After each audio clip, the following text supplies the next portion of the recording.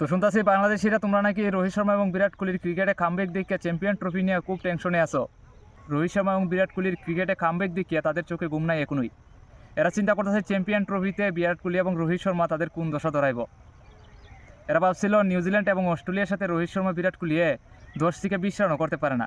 এখন ইংল্যান্ডের সাথে ওডিআই ম্যাচের ভিতরে যখন দেখে লাইল রোহিত শর্মা 119 রান করে লেছে, বিরাট কোহলি 152 রান করে লেছে, এই খেলা দেখে তো এরা খুবই ভয়ে এবং আতঙ্কে আছে। চিন্তা করতেছে এরা তাদের তো কোনো সময় ছাড় দিছে না রোহিত শর্মা এবং বিরাট কোহলি। বাংলাদেশ এবং পাকিস্তানটা পাইলই ফাইরা দইরা যে যেদিকে পারছে এদিকে রান করছে, মানে এত পরিমাণ লজ্জিত করে তাদেরকে হারাইছে। তারা ওই টেনশনে এখনও চিন্তা করতেছে যে রোহিত শর্মা বিরাট কোহলি তো আবার কামব্যাক করলো, এখন তাদের কী দশা ধরাইব যে চ্যাম্পিয়ন ট্রফির মধ্যে তাদের কোন দশা ধরাইব। তাদেরকে মনে করো গঙ্গা যমুনা পার করবো নাকি বঙ্গোপসাগর পার করে আন্দামান নিকোবর দ্বীপের মধ্যে নিয়ে তাদেরকে নিয়ে বয় দেয়। এরা এরকম চিন্তাধারার মধ্যে আছে। বাংলাদেশিরা এখনই চ্যাম্পিয়ন ট্রফি নিয়ে খুব টেনশনে আছে রোহিত শর্মা এবং বিরাট কোহলির কামব্যাক দেখিয়া।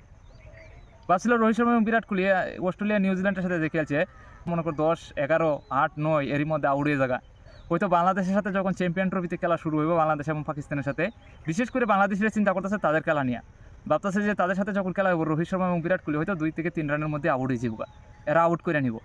টেনশন নাই, কারণ কামব্যাক এরা করতে পারছে না এখনও ক্রিকেটে। যেই মাত্র ইংল্যান্ডের সাথে দেখলো যে রোহিত শর্মা বিরাট কোহলি কামব্যাক করে লাইছে ক্রিকেটে, এখন থেকে তাদের চোখে ঘুম নাই। চ্যাম্পিয়ন ট্রফি শুরু হইব আর মাত্র 7-8 দিন হইব বাকি আছে, এর মধ্যে চ্যাম্পিয়ন ট্রফি শুরু হয়ে যাবো, আর এখন থেকে তাদের চোখে ঘুম নাই।